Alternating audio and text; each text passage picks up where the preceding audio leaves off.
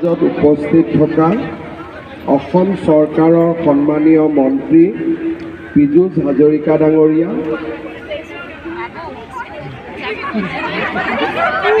সন্মানীয় বিধায়ক ৰমাকান্ত দেউৰী ডাঙৰীয়া, ৰূপক শৰ্মা ডাঙৰীয়া, শশীকান্ত দাস ডাঙৰীয়া, সদৌ অসম নাথ যোগী ছাত্ৰ সন্থাৰ সভাপতি অৰবিন্দ নাথ ডাঙৰীয়া, নাথ যোগী ছাত্ৰ সন্থাৰ সাধাৰণ সম্পাদক দীপক নাথ ডাঙৰীয়া, উপ সভাপতি বকুল নাথ ডাঙৰীয়া, উপস্থিত অসমৰ বিভিন্ন অঞ্চলৰ পৰা অহা ৰাইজ আৰু জামুগুৰি বেবেজীয়াৰ স্থানীয় ৰাইজ, আই মাতৃসকল আৰু যুৱক যুৱতী বন্ধু বান্ধৱীসকল, নগাঁও জিলাৰ হাতীচিউং মৌজাৰ জামু নাম আছিল ভুতুলাই নাথ আৰু মাকৰ নাম আছিল জানেশ্বৰী দেৱী।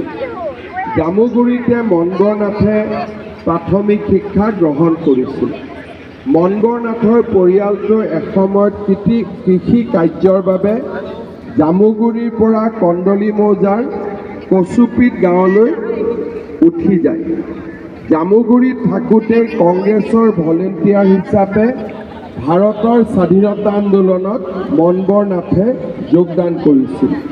পিছলৈ মনবৰ নাথ কংগ্ৰেছৰ মিত্ৰ বাহিনীৰ সদস্য ৰূপে স্বাধীনতা সংগ্ৰামত জঁপিয়াই পৰে।